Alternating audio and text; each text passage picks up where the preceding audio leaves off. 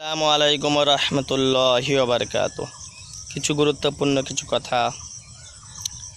দেখুন, অনেক পুরুষ রয়েছে যারা ছোটোখাটো ভুলের কারণে স্ত্রীদের মারধর করে, অনেক গালমন্দ করে, অনেক খারাপ ভাষা ব্যবহার করে, অনেক খারাপ ব্যবহার করে। দেখুন, মনে রাখা দরকার, তার পিতামাতা ছোট থেকে নিয়ে 18 বছর, 19 বছর, 22 বছর অনেক কষ্ট করে লালন পালন করেছে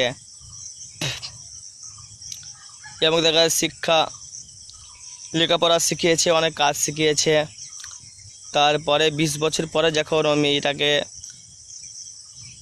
বিবাহ দেয়, অনেক আশা নিয়ে স্বামীর ঘরে পাঠায় যে আমার মেয়ে বাকি জীবনটা স্বামীর সঙ্গে সুখ শান্তিতে সংসার করবে।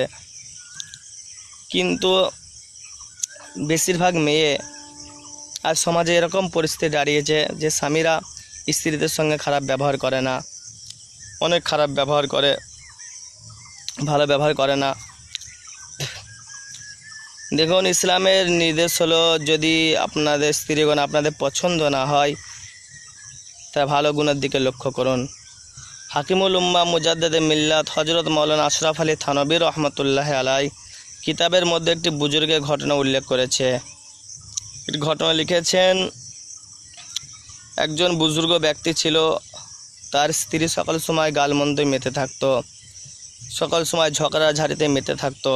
তো একজন ব্যক্তি এসে বুজুর্গকে জিজ্ঞাসা করছে, বলছে যে আপনার স্ত্রী তো সকল সময় গালমন্দে মেতে থাকে, সকল সময় লানত অভিশাপে মেতে থাকে, ওকে তালাক দিয়ে দিন।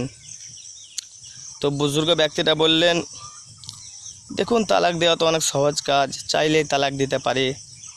এই মহিলার মধ্যে গালমন্দ ছাড়া আরও অন্যান্য খারাপ গুণ রয়েছে, তবে একটি গুণ এমন রয়েছে যে কারণে আমি একে তালাক দিচ্ছি না, একে কখনো তালাক দেব না। গুণটা হলো এই যে,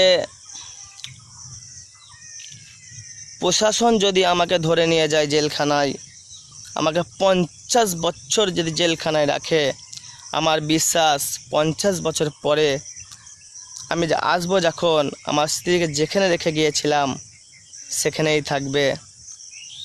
আমার বলার উদ্দেশ্য এটা, দেখুন, একটা মেয়ের মধ্যে অনেক ভালো গুণ রয়েছে, মেয়েদের মনটা অনেক নরম হয়। আপনি ভালো গুণের দিকে লক্ষ্য করুন। কিছু খারাপ গুণ থাকতেই পারে, প্রতিটা মেয়ের মধ্যেই বা প্রতিটা ছেলে মেয়ের মধ্যেই রয়েছে, ভালো গুণ কিছু রয়েছে, খারাপ গুণ কিছু রয়েছে, তবে ভালো গুণের দিকে লক্ষ্য করুন। যখন মহিলাদের মনটাকে আল্লাহ মনটা এরকম বানিয়েছে যে আপনি যদি ঠিক মতন বোঝান, দেখি অল্পতেই বুঝে যায়, আবেগী হয় মেয়েরা অনেক। তো আল্লাহ রাব্বুল আলামিন আমাদের সকলকে স্ত্রীদের সঙ্গে ভালো ব্যবহার করার তৌফিক দান করুন। সকলে বলে আল্লাহুম্মা আমিন।